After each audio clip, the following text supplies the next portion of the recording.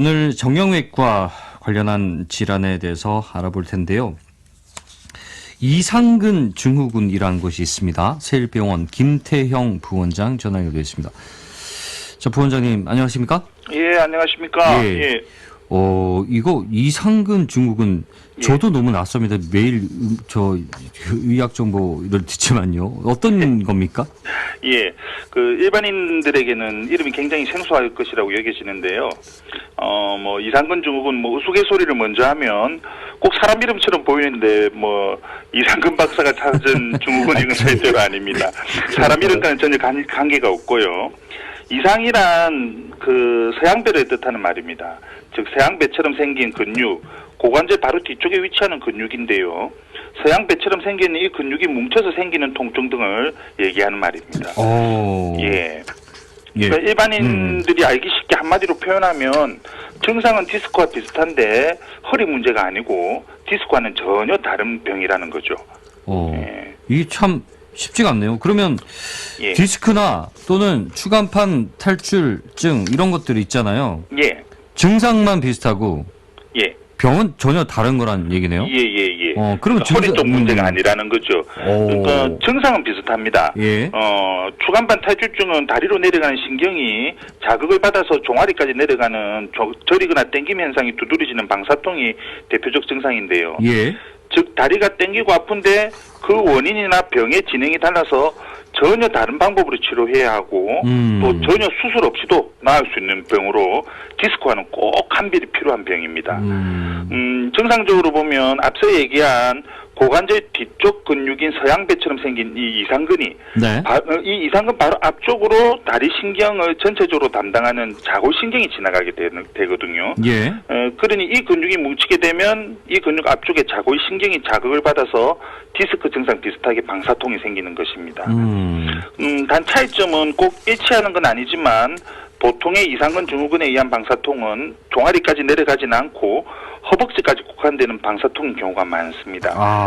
즉 그렇군요. 다리가 땡긴다고 해서 다 디스크는 아니라는 말이죠. 그러네요. 근데 보통 우리가 생각할 때는 예. 다리가 땡긴다. 다리 자체가 다친 것도 없는데 다리가 땡기거나 뭔가 신경이 눌린 느낌이면 일단은 말씀하신 대로 허리 쪽을 그렇죠. 이게 디스크가 잘못되어 있나 이런 식으로 생각을 하는데 맞습니다. 예. 그러면 이거 아까 말씀하신 대로 수술하지 않아도 나을 수 있는 이런 그렇죠. 차이가 좀 있네요. 그리고 이걸 감별을 꼭 해야 되는 그런 거네요. 예. 자, 그러면 이상근 증후군의 원인은 또 어떤 것들이 있습니까? 예.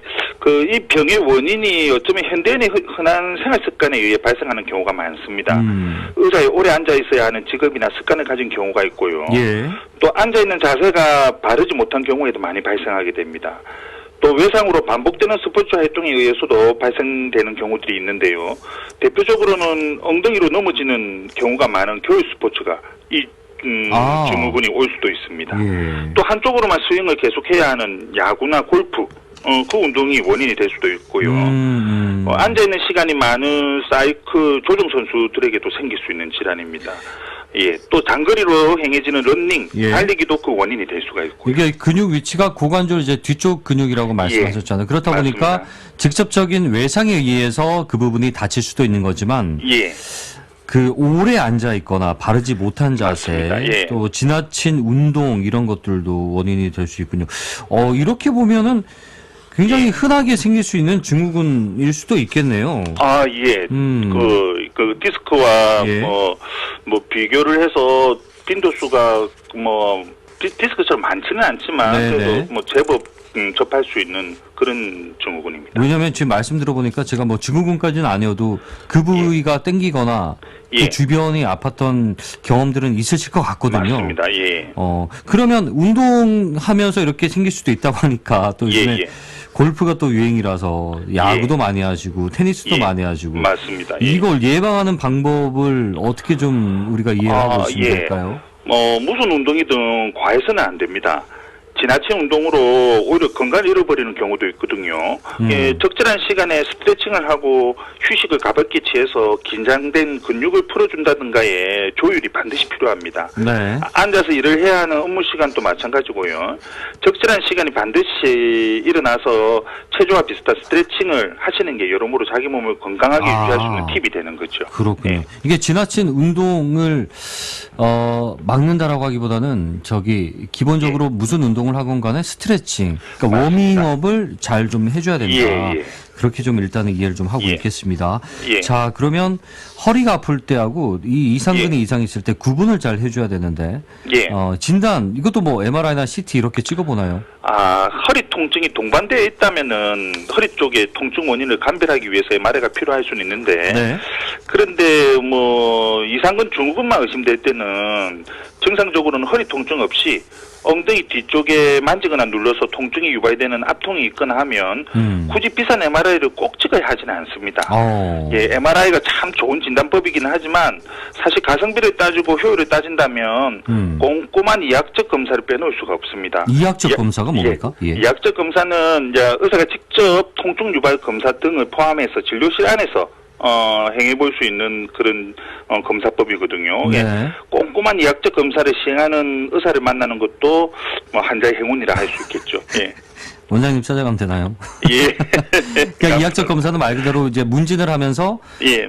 이렇게 통증이 있는지 직접 손으로 눌러보거나 만져보고 이걸로 예. 감별할 수 있다는 거죠. 예. 그렇군요. 그러면 만약에 전문의가 예. 바로 뭐 CT나 MRI를 좀 찍어보자.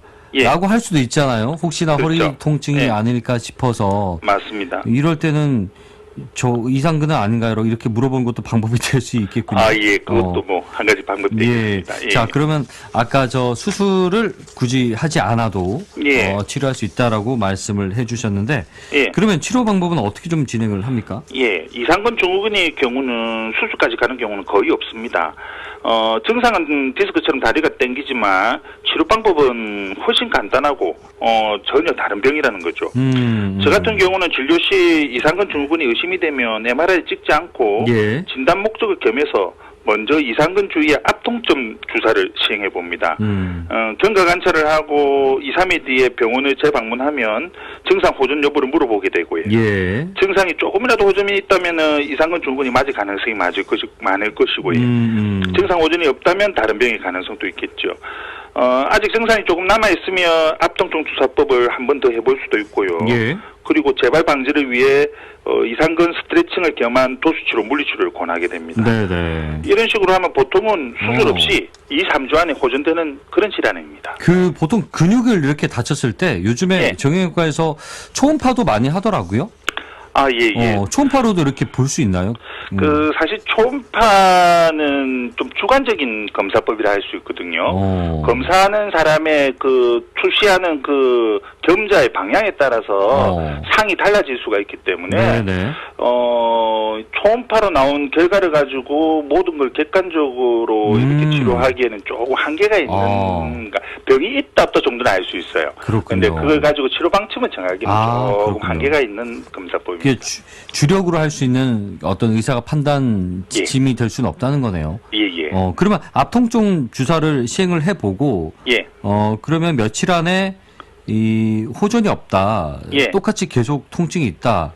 예. 이러면 어떻게 되는 겁니까? 그럼 진짜 허리 쪽에 원인이 있는지, 뭐, MRI를 찍어서 확인한다든지, 뭐, 그렇게 진행을 하게 됩니다. 대개는 이 압통점 주사를 시행을 하고 나서 며칠이 지나면 증상 호전을 이렇게 얘기를 한다는 거죠? 예, 보통 하루 이틀 만에 보통 좋아지는 경우들이 많습니다, 보통은. 만약에 2, 3주 안에 해결되지 않는다, 또는 뭐 며칠 안에 당장의 어떤 몸이 나아지는 걸 느끼지 못한다면, 원장님 말씀하신 대로 허리 쪽에 문제가 될 수 있다. 예, 맞습니다. 그렇군요. 운동할 때, 뭐 자세라든지 이런 것도 중요하잖아요. 예.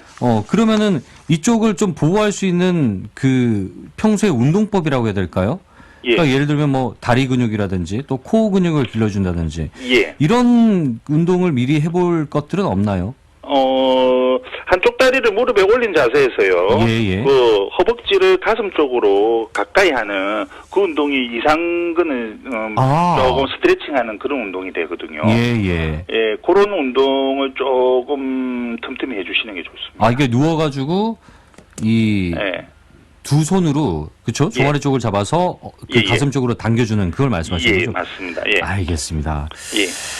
오늘은 이상근 중후군에 대해서 이게 참 이름도 재밌지만 또 얘기를 들어보니까 뭐 크게 걱정할 건 또 아니라고 하니까 적극적으로 아프다고 너무 걱정만 하지 마시고 전문가를 찾아뵙고 적절한 진단과 치료를 받기를 권해드립니다. 그렇군요. 알겠습니다. 오늘 말씀 여기까지 듣겠습니다. 고맙습니다.